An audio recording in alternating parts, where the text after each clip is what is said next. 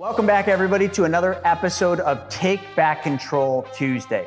Now, I can't tell you what the outcome is going to be for each and every one of you, but what I can tell you is for the next hour and 40 minutes, the time we're going to spend together, if you apply what you learn, this will change your financial future. If you're here, that means you're ready for change. And tonight, that's exactly what we're gonna deliver. I've got a special guest for you. His name's Jason Sipple. He is a master of what you're gonna learn. But what are you going to learn? Well, Jason is gonna teach you three things. He's gonna teach you how to take back control of your money by being your own bank. And then he's also gonna teach you how to build wealth through your own debts and expenses. That'll be the second thing you learn. And the third thing you'll learn, hence the cars, you're gonna learn how to get all the money back for every single car that you ever buy, drive, and own.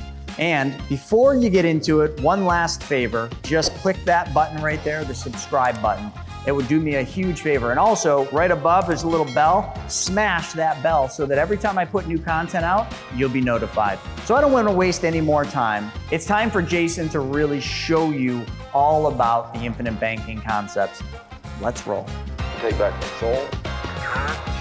Tuesday night. Tuesday?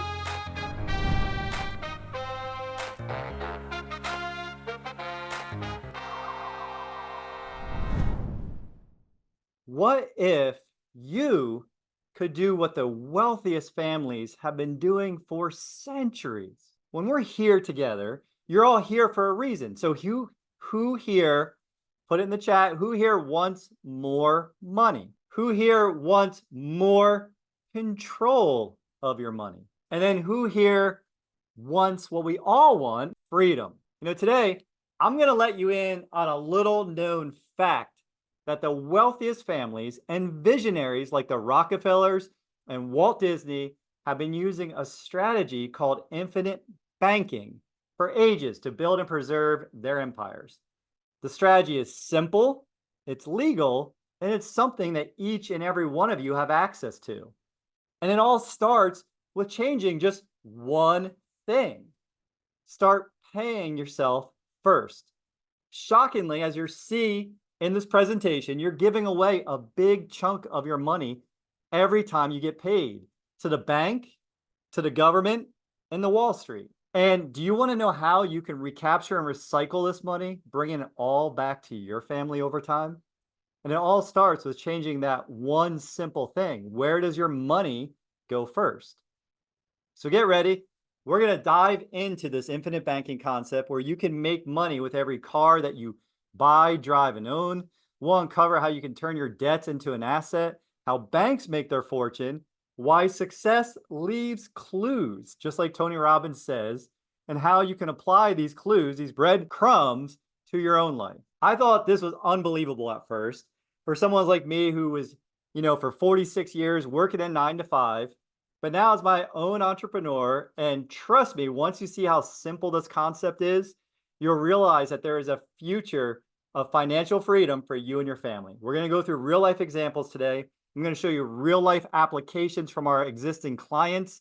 And I'm going to show you how I can put you, or you can put yourself more literally in a point of wealth creation. You might think this be unattainable, but I promise you, if you're willing to keep an open mind, this is within your grasp. So let's jump into this together. So I want you to think about a room. Put yourself in a room where we have 100 18-year-olds, 100 18-year-old new grads. They all have their colleges or their entrepreneurship or their, their next thing planned. And I ask all of them, hey, how many of you are going to be successful by the time you're retired? Every single one of them, their hands are going to shoot up. They're going to say, hey, call me, Jason. I'm going to be a millionaire. I'm going to be a billionaire. I'm going to be the next Bill Gates, or I'm going to be the next Mark Zuckerberg, or the next Elon. They're all going to have these huge goals. But then something happens, right? Like, think about you at 18. Think about where you were, what your dreams were. But then something happens. By the time we reach retirement age, only 5 out of that 100 are financially secure. Only 1 is wealthy. how does that happen? How does that happen when we live in the wealthiest country in the world? And this shocking statistic from the Social Security Administration, right? We live in the greatest country, the land of the free, the home of opportunity. And we have so much knowledge with YouTube University, with webinars like this. How is it that these statistics have held true for the last 5 or 6 decades, where only 5 out of 100 are financially secure? Well, luckily, you guys are already doing what most people won't do. You're in the minority. You're in that 5% of the successful because you're investing your time, your energy into the most valuable real estate, which is right here, folks, right between your ears. And so today we're going to go over exactly what the wealthiest families have done, exactly what 15,000 plus of our clients are currently doing, and how you can build a guaranteed generational wealth, how you can become some of that 5%, or maybe we can increase that 5% to 25, 30, 40, 50%. That would be one of our goals. And so when I think about the financial patterns we've learned, I think about this quote from Will Rogers, right? The problem in America isn't so much what people don't know, it's what people think they know that just ain't so.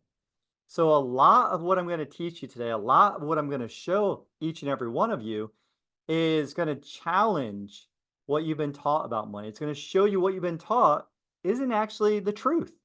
So I need you to keep an open mind because in this webinar, I'm going to challenge that thinking and I'm going to invite you to replace it with something that is going to empower you and give you the tools to change the trajectory of your family's money. And so why am I here?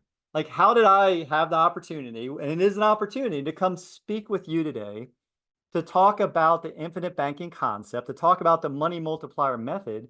Well, imagine this. Imagine me in the back of a mastermind, helping someone else build their dream, leading, building the big vision. Like, where do you want to go in 10 years? Where are you going to be in 3 years? Like, what is that ultimate dream for each and every one of you, and supporting you and being there? And I'm standing there, and as everyone's, talking about being millionaires and billionaires and changing the world and making huge impact and giving back and being in like-minded communities, I started crying. I broke down and I looked around the room. I was away from my family, as you see, them on the screen here, my 2 boys and my wife, and I felt lost. I felt scared. And I realized at that point, I was halfway through my MBA in leadership. I'd built a $25 million recruitment division prior to that. And I left to help more people. But I realized that I didn't have a financial philosophy. I realized I didn't know how money worked.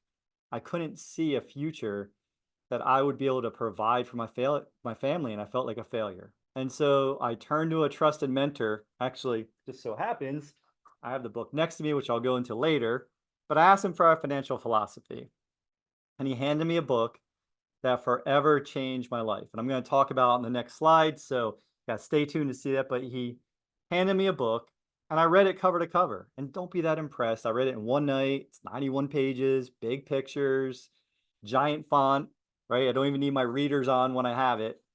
But I was blown away. I said, if this was true, every single American would be practicing this.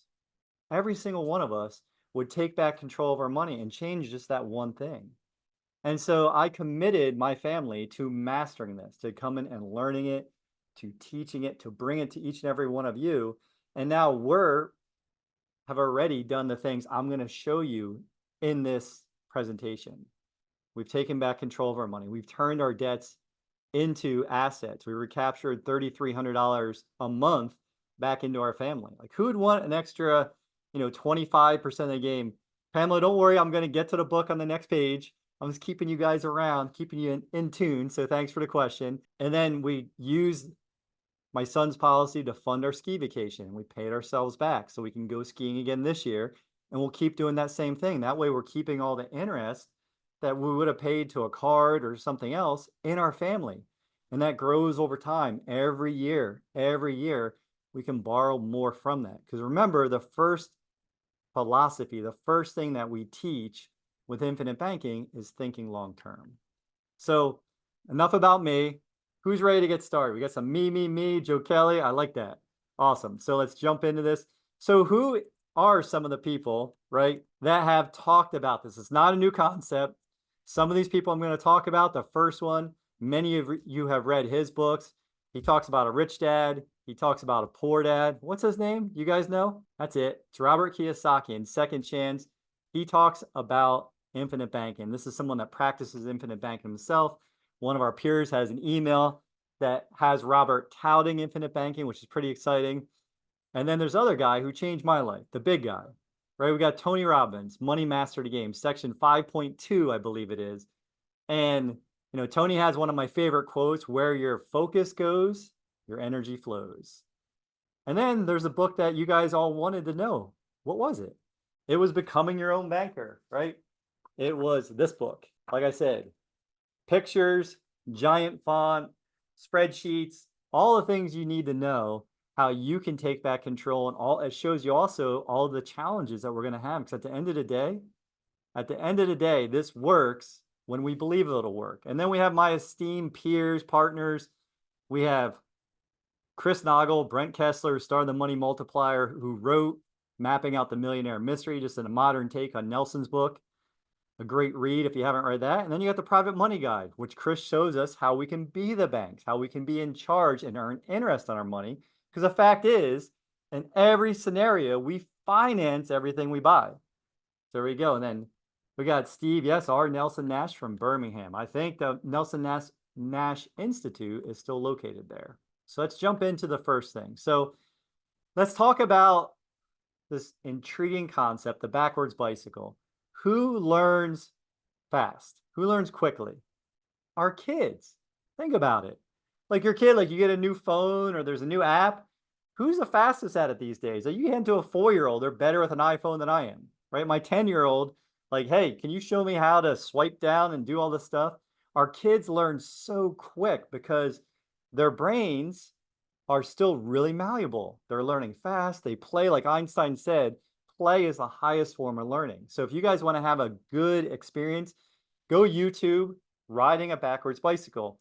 And you'll see this welder, this engineer, as you can see in this picture, he constructed this bicycle where if you, when you ride a bike, you turn right, the bike goes right. When you turn left, the bike goes left, right? Remember when you were a kid learning how to ride a bike, you push down the pedal, the bike goes forward. Back in the days, you stomp backwards, the brakes would slide. You'd be able to slide out, make a nice skid. Well, on the backwards bicycle, when you turn the bike right, it goes left. When you turn the bike left, it goes right. Can I get some eyes here for anybody who thinks they could ride this bike? I'm a cyclist. I rode 30 miles this morning. I still think I could ride this bike, but I'm pretty sure I'd fall on my face and you guys would all laugh at me. After you made sure I was okay, of course. So what if, that's how we thought about our money? What if the bike didn't work that way? What if the bike did exactly what I just said? When you turn right, it goes left. Learning something one way and then changing it to something new can be really challenging.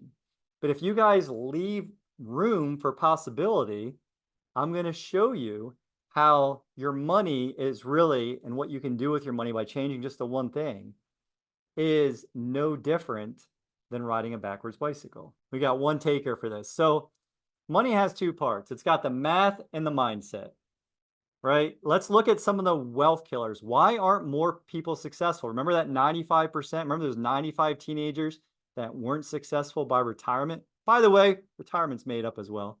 But let's look at some of the wealth killers. We've got taxes. We've got inflation. We've got volatility, right? The market up and down. Look at just over a week ago, 2 weeks ago now, 1.4 trillion lost in the market in one day on a Monday. And the interest, right? And the silent wealth killer, right? Which is that inflation. We're not really, we think that we're making a soft landing, all those things. So I've adapted this financial philosophy that there's more, and you guys might want to write this down. There's more to be had from avoiding the losses than picking the winners. And then when we look at the mindset challenges, right, we got the wealth killers, we talked about those 4, and we got the mindset challenges, right? The real estate between our ears, being a sheeple, following the status quo, the fear of failure, the fear of rejection. That's the only two fears in life, right? Fear of failure, fear of rejection. Everything else fits in that bucket. Life, change. I think change is a one constant in what we're taught or what we're not taught about money. So let's jump into some of the mysteries and the fundamental questions about money. So let's start with this one. You guys really participate in the chat. I love how you guys are already interacting. What is money? What's your definition of money? Let's get some activity in the chat here. How would you guys define money? I'm going to give you a simple definition. Remember, I'm going to keep everything simple, like my last name, but simple with simple. That's it, Steve. Money is nothing more than a means of exchange. I love having, it's a tool. It is nothing but something that is intended to stay in motion, like our bodies. Think about that, right? So this is the next part. So who uses, or what company uses compound interest? You guys might be thinking, right? You guys might be thinking, banks, Jason, the banks use compound interest. No, the banks will pay interest, right? A little bit of interest, which I'll show you on another slide. But think about this. If you went in and you gave the bank $20 or $100 of your money and you wrote your name on it and you hand it to a teller, they don't go and put it back in this little special lockbox with your name on it, do they? Like, you don't go back there and say, hey, I want my $100 bill. It has my name on it, Jay Sips. Can you hand it to me? No, that's not how it works. The money has to stay in motion, right? It's the same as our bodies. If we don't move our bodies, we lose our health. It's the same with water. You don't want to catch fish from a stagnant pond and eat them, right? You want it from a flowing river, from someplace where the fish and everything is moving, where it's healthy. It's the same with our money. And that goes into the next question. Are your dollars worth more today or in the future? Right? Think about this just for a second. It's not a complicated question. Remember, anything I ask you is super simple. So think about how many, there you go, Joe. Think about how many candy bars you could buy with $1 20 years ago, 30 years ago, 40 years ago. You could buy, back when I was a kid, you could probably go to the local convenience store and buy 2 or 3 Snicker bars for $1, right? They were somewhere between 25 and 50 cents back then. Not dating myself too much, but you get the idea. Today, you go to your local grocery store, we go to Publix here in Florida, you're definitely not buying a Snickers for $1. They're like $2.50, $2.60, $3. Not that I would know, but if you were going to buy a candy bar, your dollars are worth more today than they're going to be worth in the future. Taxes in the future, are they going up or down? If you guys need any help with this one, would you rather pay taxes on the seed or on the harvest? This will go into my next example. So think about this. When you go to usdebtclock.org and you see us being $34 trillion in debt, roughly today, August of 2024, and just 2 more years, we'll be 44 trillion in debt. Well, where's the government going to get that money from? They don't create anything, so they're going to have to tax somebody. Who are they going to tax? They're going to tax Lisa and Brenda and Joe and everyone else that's here. And if your tax bracket, if they haven't taxed us more, they're just going to tax us on more stuff. Right? So we want to make sure that we understand that we want to pay taxes when they're historically low, when our dollars are the most valuable before they grow in the future. And that goes into the next portion. There's a fun story here. So what do you know about your retirement account? Like, what do you know about your qualified plan, your 401k, your IRA, all of the different plans with all the different letters, if each and every one of you knew that you had a partner in your future retirement. Dave, this will be on YouTube afterwards. I believe we also email it out, but yes, it'll be up on Chris's YouTube channel. So great question. And, I'll get to all the questions at the end here, So I want you guys to think about a scenario. Just imagine how this will feel. You guys are starting up a new business. You're starting your business banking, or you're starting another business, and you're super excited. You got this great idea. You're going to solve so many people's problems. You're going to be a millionaire. You're going to be a billionaire. You're going to be the first one person trillionaire running a business with using all the AI and everything else. And you're really excited. And you have a partner, and this partner is awesome. They're such an awesome partner. You know what? Know why they're awesome? Because they let you run the business the way you want to run the business. They let you contribute what you want to contribute. They never ask for anything, but they just say, hey, I'll just come to you at the end. And at that time, we'll divvy up things and I'll take what I think's fair. Okay. So now you've built your idea, this little bitty idea that you know has some great merit to it. And you build it over time and over time. And you put your blood and your sweat and your tears into it. You've worked hard. You've really sacrificed some of the big family moments of doing different things because you're building this thing for the future. You're thinking long term. And then your partner comes in. And your partner's like, hey, Dave. Hey, Annette. Jason. I'm your partner. Remember me? And we're like, no, not really. I didn't really know what you look like. We're like, yeah, I'm going to take my 30%, my 35%, my 40%, my 25%. And you're like, what? Yeah, of the harvest. That is what we're doing when we're deferring our taxes into a qualified plan. We're setting ourselves up in this partnership that, if we look at it, we would think that's kind of crazy. Like, you wouldn't do a deal in investing in this kind of relationship. So anyhow, I know this is a lot to absorb, but I just want you to start thinking about what you do with your money. You've been taught to accept the traditional ways of thinking about money, but truly to build generational wealth, you need to challenge these old concepts and hold space for something new. So let's go into the money multiplier method. Remember I said I was going to keep it simple. How can we multiply your money? How can we have $1 turn into $2 right away? So first we're going to talk about the machine, right? We're going to talk about the machine. How does this machine keep your money flowing, right? Keep it healthy, like God's law.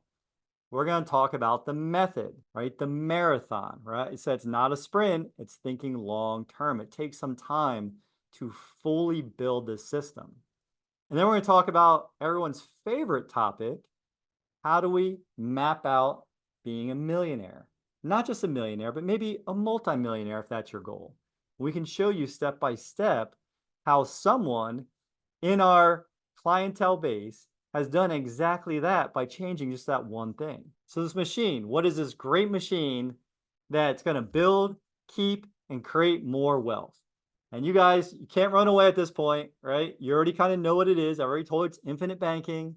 So the machine is nothing more than a dividend paying whole life insurance policy from a mutual company. Or we say another way, it's a specially engineered for you whole life insurance policy with cash value from a mutual company. And I'm going to skip through this really quick because I haven't taken it out. Okay, there we go. So now we're going to do a fun interactive. We're about halfway through the presentation or a little less. Here's a fun interactive exercise to keep you guys all engaged. I want you to grab your pens and papers, grab something to write with, your pen, a pencil, a marker, a crayon, whatever you prefer, and draw a T chart, right? Just on your paper, you're going to make a T just like this, okay? And the top left, you're going to write banks, right? Money, money, money. So we got the bank. Top right, we got the policy, right? Under the bank, we're going to write liquidity or liquid. You choose. Under policy, liquidity. Everyone know what I mean by liquidity? Pop it in the chat if you do. What do we mean by liquid? That's right, we mean it's not locked up in financial prison, right? You have access to it. You can access the money. It's liquid. Under bank, and you can write in whatever if you have your money in a high yield, but on average, write 0.07% under the bank. That's what the average bank is paying us nationally right now. And that's right, Lizette. Under policy, write 3.25%. That's the first guarantee. Remember at the beginning, I said I'm going to show you a guaranteed way to control your money and have guaranteed growth. That's the first guarantee. That's your contractual guarantee of 3.25%. Under bank, that massive growth from that 0.07%, that is all taxable. All taxable. Under policy, tax-free growth. That tax-free growth is tax-free growth, it's tax-free loans, it's tax-free distribution, right? Your money's taxed once by Uncle Sam and never taxed again. Taxed at the rate you know right now and never taxed again. Under bank, you have unstable. And what do I mean by unstable? Think about back to the beginning of 2023, you had the Silicon Valley Bank, right? Who went bankrupt, and some other banks in Silicon Valley that followed. And then later we had banks in New York State and New York outside the city that they failed. And then later, earlier this year, we had the banks in the Midwest, right? They're practicing a different financial system. They're practicing fractional banking, which means they only have a fraction of what is deposited in the banks, which you're going to see how banks do that in a moment. And then under policy, we have stable. We have every one of the 5 mutually owned, dividend-paying whole life companies we work with have all been profitable for over 100 years consecutive. The one that we're giving the example of today, over 148 years consecutively.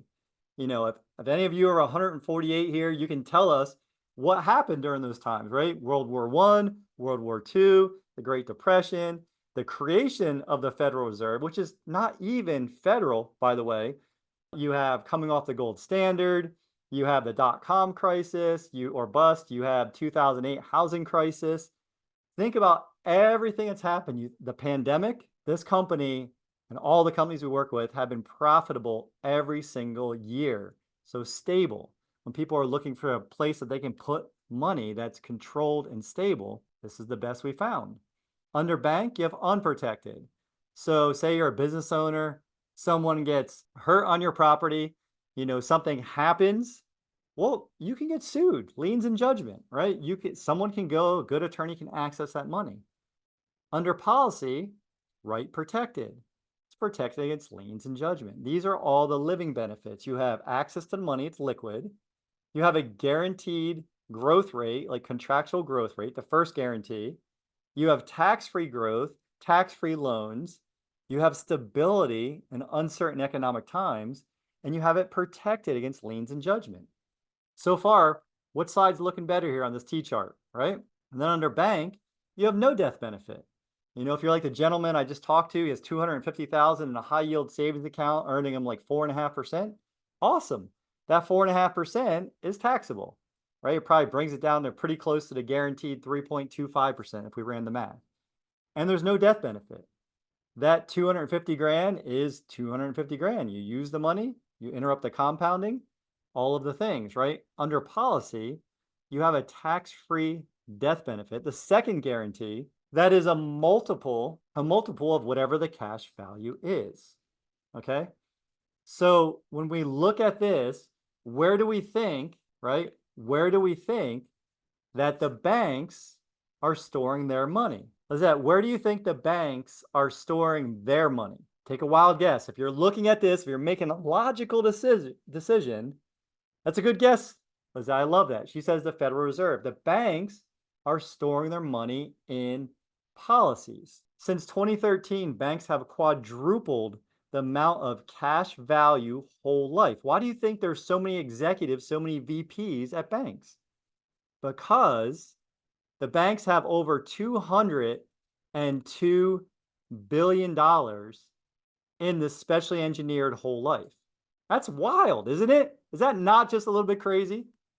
See, we get mutual companies, we get insurance policies from Joe. Good. There you go. It's in whole life. Your real estate business lives and dies by the network and the connections that you make.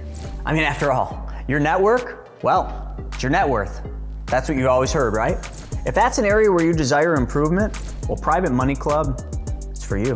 PMC saves you precious time and money by bringing the real estate world, well, right to you, right in the palm of your hand. So get in on the action like so many others have by going to privatemoneyclub.com and sign up. And so now we've talked where the banks are storing their money. Let's look at what the average Americans are doing with their money. Actually, first, jumping ahead a little bit, first, let's look at this scenario. So I wanted to play banker first. We're going to delve into this question about how money actually flows and how it works. So we're going to imagine that you are like my friend Sally Saver. You have practiced one of the two pains. I always talk about there's two pains in life. There's a pain of regret or the pain of discipline. You choose. Now, Sally Saver and all of you that are like Sally, that have discipline, you pay yourself first every month. You're already ready to be an infinite banker, to have control of the banking process, to take back control of the banking in your life. Because Sally, over a period of time, has saved $25,000 up at her bank. It's taken her a couple of years, but she has saved that money and it's growing at 4%. So she's feeling great.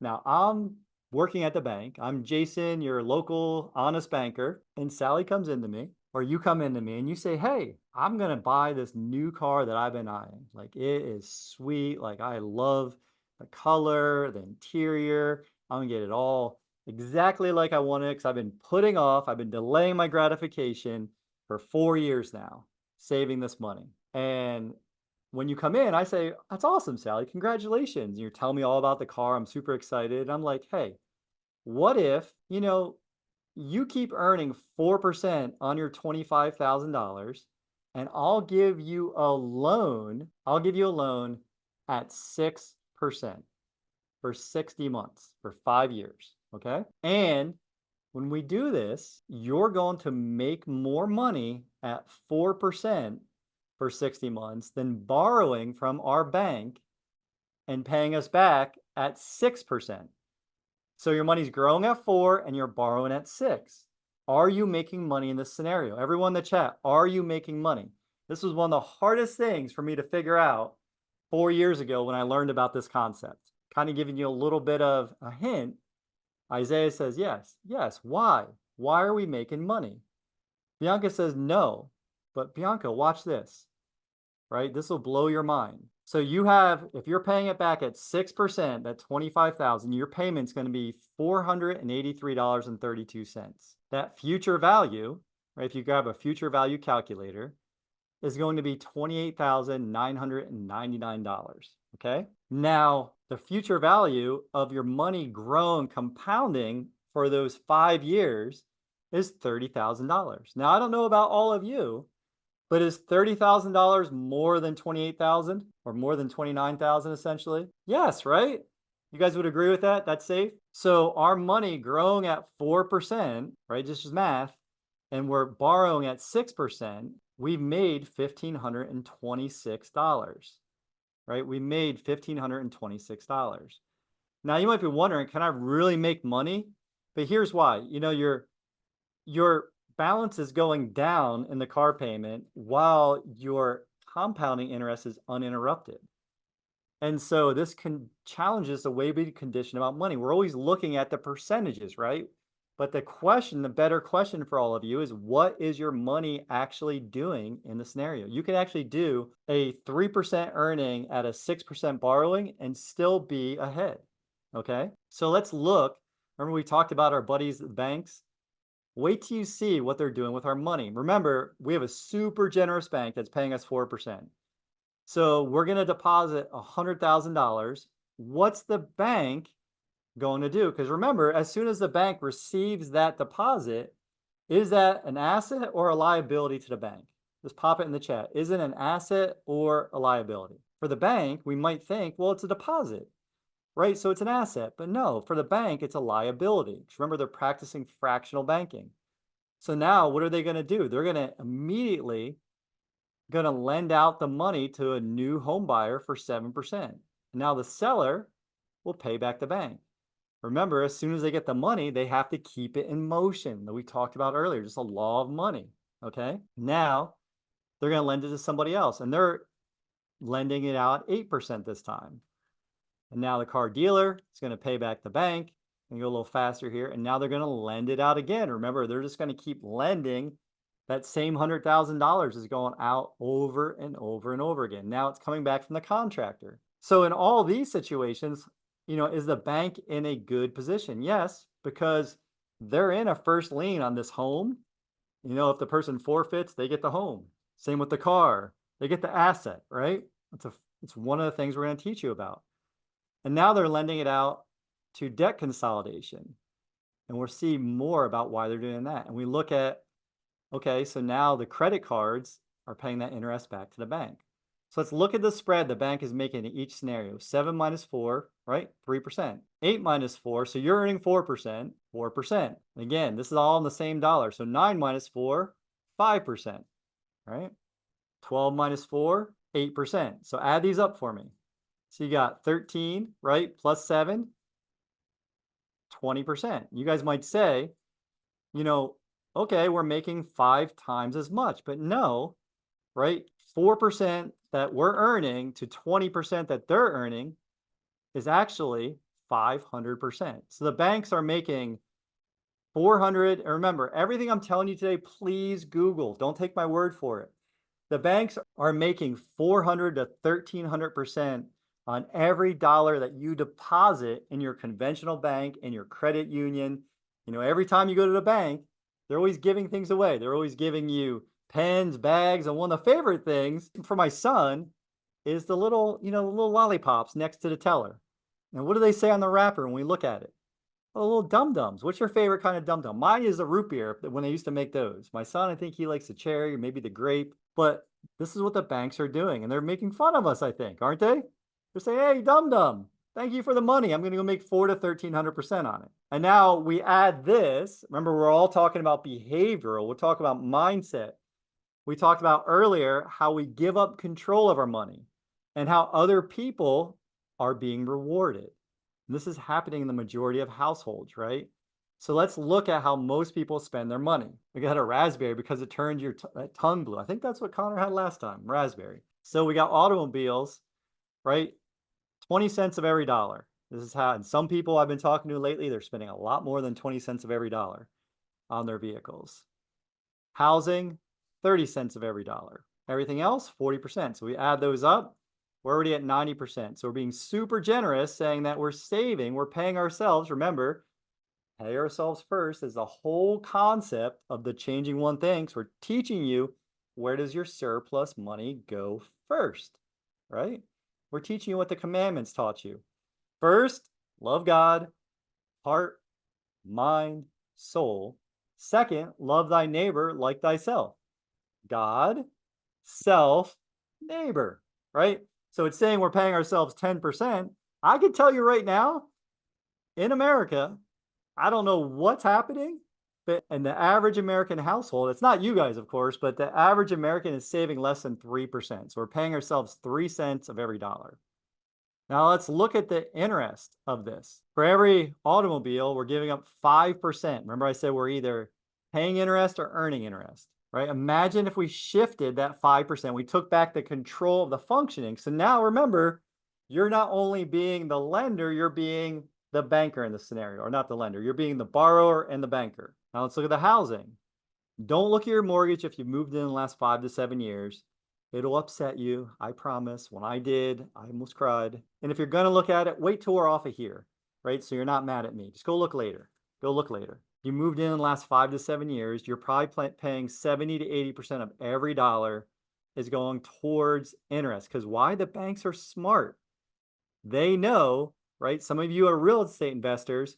They know that we move every what? Guess what the time period is? Every 5 to 7 years. We add another 25 cents to that. Now we're up to 40 cents of every dollar we're paying ourselves. That would be exciting. Everything else, another 5%. So now if we add that up, we're at 45 cents of every dollar we have brought back to our family. That is what we're showing you. This is the power of taking back control of the interest in your life.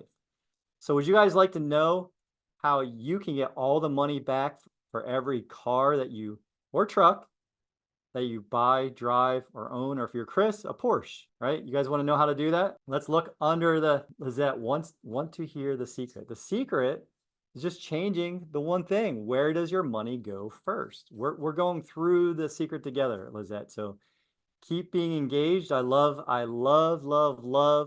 your commitment to learning. So let's look under the hood together, okay? So remember, as I'm going through this, most people are going to talk about the premiums as a payment, but in what we're teaching you in a cash-rich, specially engineered whole life, it's a deposit. The age doesn't matter, the death benefit doesn't matter, so I'm going to ignore them through this, but let's look under the hood.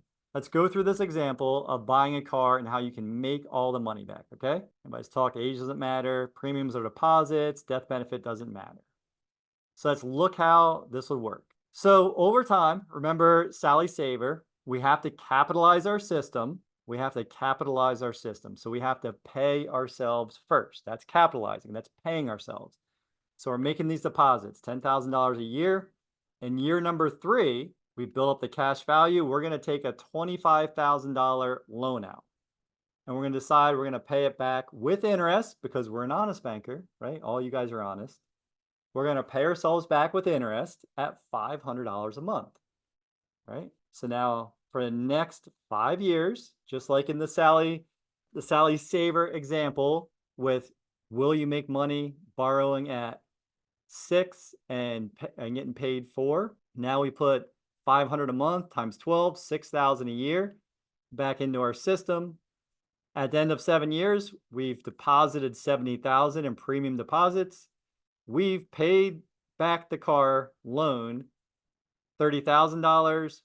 We borrowed $25,000, so we've got $100,000 minus 25, $75,000, right? When you guys look at this, you'll see, actually I jumped a little fast there, but you'll see that we have $67,000 and change in cash value, and there's $75,000 that we've contributed, including the loan we took in our system. So we've actually recaptured 91 cents of every dollar. So now here's where it gets better. Here's where it really gets fun. Remember, long-term thinking, generationally. We're going to buy an average of 11 to 14 cars in our lifetime. Think back to your first beater, if you had a beater like I did. Right? Pop it in the chat. What was it? What do you drive today? Right? So let's look at this. So we're going to do something crazy in this next part. Years 8 to 12, we're not going to capitalize our system anymore. We're going to stop. I don't recommend doing this, but you can, okay? And we're going to show you why. Now you have the $67,000 in cash value. You're taking out a loan for 25 grand and you're going to pay yourself back the same way. So now you've got the first car, 91 cents of every dollar. And then now you're paying yourselves back over the next 5 years. You paid $30,000 back minus the $25,000, right? Now your policy has grown an additional, right? 91,000 minus the 67,000. You guys follow me, right?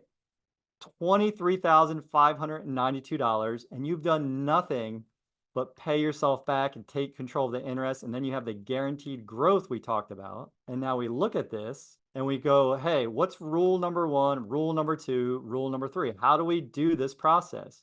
Kind of like Lizette's asking. The 3 rules are to pay yourself first, right? As if your life depended on it. Pay yourself with interest, and then recycle and recapture your money. So would you agree that it's better to pay yourself with interest than it is the bank? Would you guys agree that that's pretty fair, right? So if this works for a car, what else is going to work for? Let's look at our debts. Remember how I said that, on average right now, we're saving 3%. We're over $1 trillion in credit card debt. So let's look at one of our clients. And like Albert Einstein said, I kind of saved this for right now. We have to know the rules of the game, and then we have to play better than everyone else. So we're going to go into one of Brent's peers, right? He was a chiropractor at one time. This guy's 45 years old. He's got 9 third-party debts, right, listed here.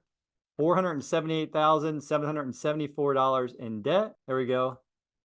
We're getting right to that right now. Watch this part, Christiane, and we will go through and show you how by changing one thing. So this guy is paying $5,777 a month or $69,000 a year for his house, condo, a boat, a BMW, a private loan, That's probably a debt consolidation or a home improvement, Wells Fargo card, his clothing, Nordstrom's, Lowe's, another home improvement and Discover card. Okay. It's going to take him 19 years to pay off all of this debt.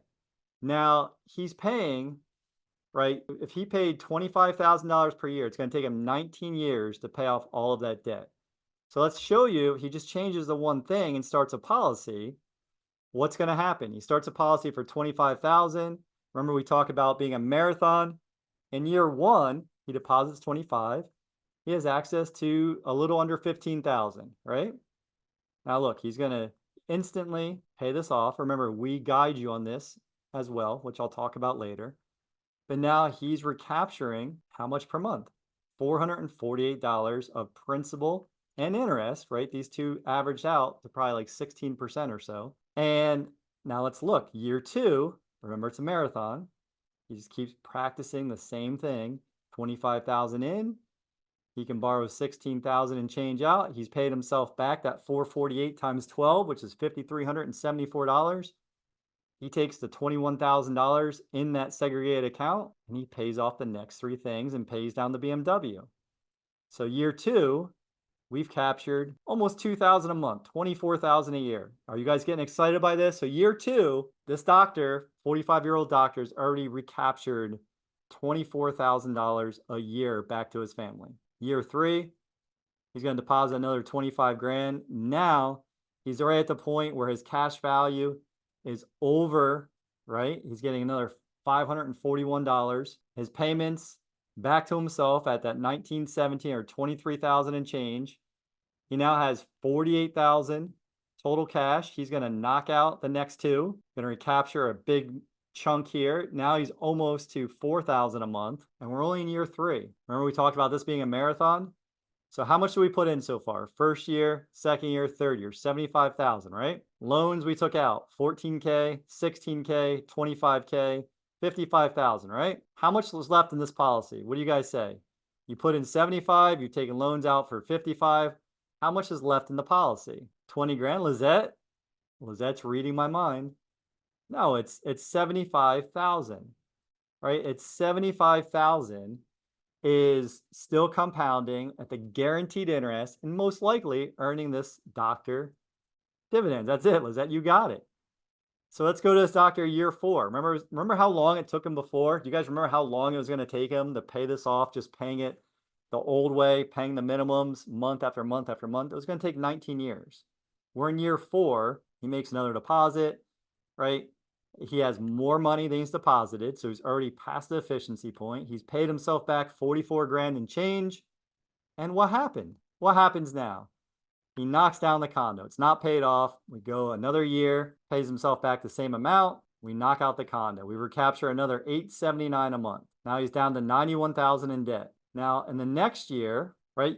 Would you guys agree? Can you fit, like this is a little 12-ounce coffee mug. Would you agree that you can't fit 16 ounces of water into this mug? Is that fair? Anyone here think we could? Anybody? Bueller? All right. No one thinks we can. It means that you guys can all stay. I was going to ask you to leave if you thought we could. Kind of joking, kind of not. But so now this doctor says, okay, well, we're in year 6 and I can't stuff as much money as I have back into my policy. So I put 10 grand into my first policy, right?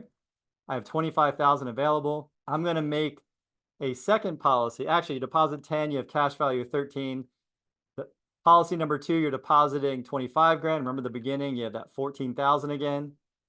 Payments back to ourselves at 4,556 per month times 12, 54 grand, 82,000. Hope you guys haven't glossed over with all the math, but the excitement is we're 6 years in, less than a third of the time, and this doctor has just recaptured all of that. And one of the really cool things that we've added, because as Zig Ziglar said, right? Well, first he said, the more people that you help get what they want, guess what? You're going to get what you want. And that's what we do. We help you guys get what you want. And we show you how you can use this process the wealthiest families have used. And during our application process, when you're getting underwritten to see if you can qualify, to be a partner in one of these companies. During that process, we'll mathematically show you which way is going to be the fastest way and how long is it going to take you to recapture all the third-party debt, right? In this case, it's 3.5 years. It's going to show you how long it takes to pay your policy loans back, another year, little over a year, right? 13 months. And you'll be debt-free by 55 months. So it shows you the interest that you'll have paid, the cash value you have, and the death benefit, the legacy that you have guaranteed. This is the same thing. Once you're approved, remember, do you guys agree that knowledge is not powerful without action? Right? That is my belief. Knowledge is cool. Knowledge makes you fun at parties, makes you fun at trivia, but knowledge is not powerful without action. Okay? So once you have your policy in force, once you've been using this, now you get an implementation specialist. Don't tell them, but I call them the student drivers. They're there to help you take out a loan, to pay back a loan, to really use this new banking system that we've set up. And so you can put into practice. You don't just have, like Hannah says, a glorified saving account. Yes, that's a great thing. Like we showed you where the banks are storing their money. But remember, how do banks make their money?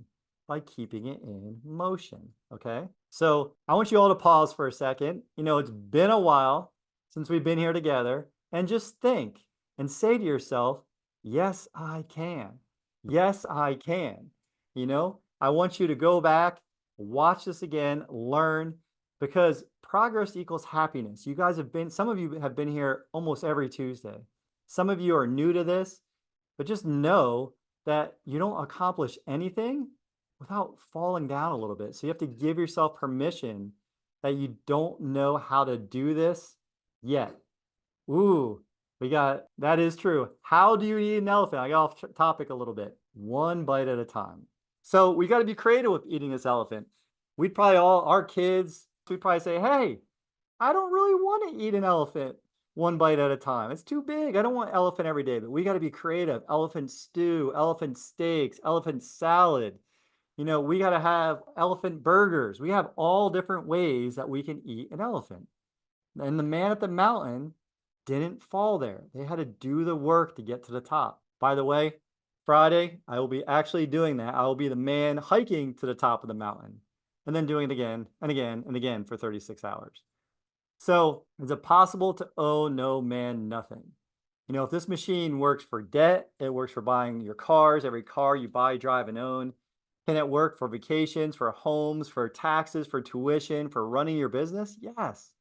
We're only limited by our imagination. Yeah, Hayden wouldn't want to eat an elephant. If we continue to pay back the homes as promised, let's look at why I said earlier, this is mapping out the millionaire mystery, right? Remember, the condo was $879 for 250 months. That's 220 grand that this doctor would have paid back to himself. The house, another 224 months, that's 273, that's $493,000 that you're paying back to yourself. Not the bank anymore, you're the banker. But wait, it's going to get better because we forgot about the guaranteed interest rate, right? Now, we've multiplied that. We showed you how much money per year the doctor's recapturing, but now just paying himself back and being an honest banker, now he has the house, the condo, the BMW, the boat, everything is paid off, and he has $749,000 by just continuing to pay himself back. So now that you guys know this, don't you think everyone should do this? And if we're not doing this, right? If we're not doing this, we're stealing from our kids, from our grandkids. You know, the Rockefellers, Rothschilds, Morgan Stanleys, Barclays, they all understood how to keep money in their family. You're here today because we go back to the beginning and we said, who wants more money? Who wants freedom? We have to break the bonds of financial slavery that we don't even know we're in and stop letting this money leave our family.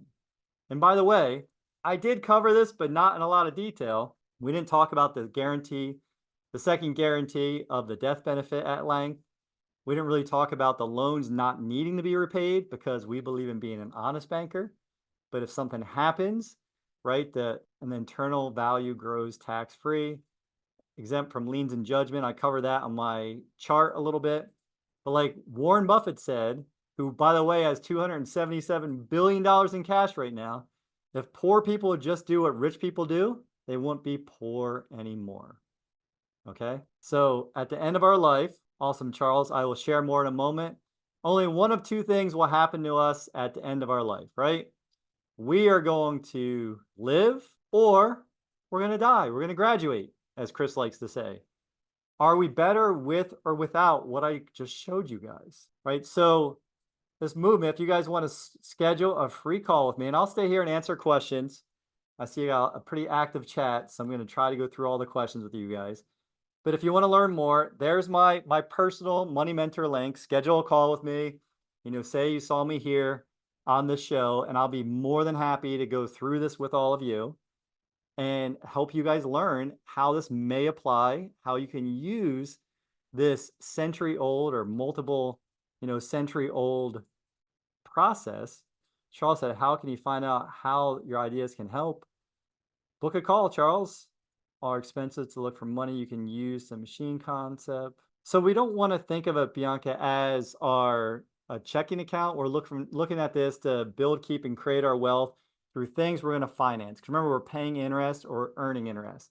So eventually, over time, we want every dollar running through this, but that's a little bit more advanced. It takes a little bit longer time to get it going. So at first, we're looking for the most optimal thing that we can take back control of.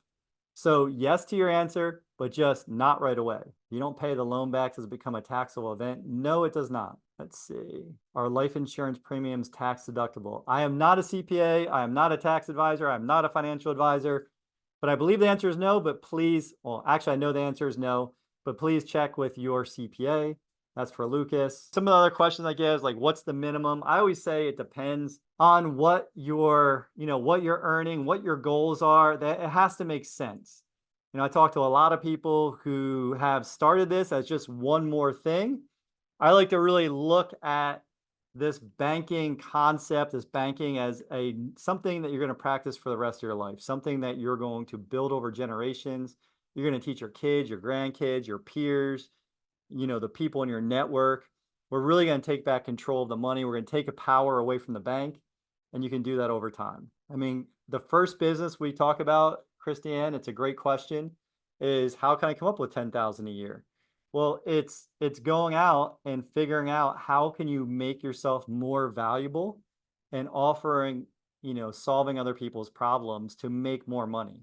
It's really asking ourselves better questions and getting more creative, because the first business we all have to be in is what? The business of making money. Once we figure that out, we all want to be in the business of banking because it's so profitable. Any other questions from you guys? Cynthia said, what if you can't pass the physical?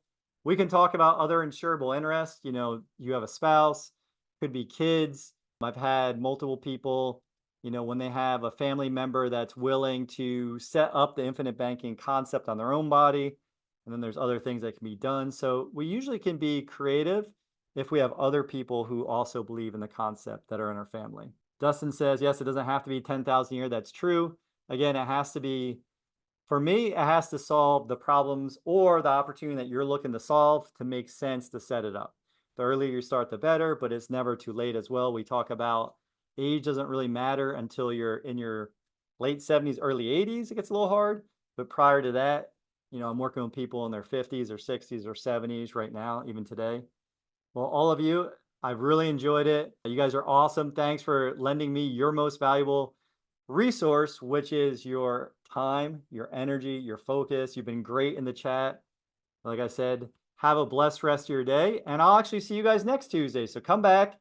Maybe I'll change stuff up a little bit, talk about something new, but have a blessed day. Make sure you've scheduled a call if you're looking to learn more and get started, and have a great day. All right, so I hope you guys enjoyed that episode. We're putting up tons of them, but I think if you like this one, you'll probably like that video as well. Not only that, I've got a book that I created, Mapping Out the Millionaire Mystery, where we actually show you what the wealthy do in the game they play with money. I want you to have that for free. And if you want to know about all my new videos coming up, click that alert button. Actually, smash that alert button and you'll be notified every time we put a new video. So we'll see you on the next episode.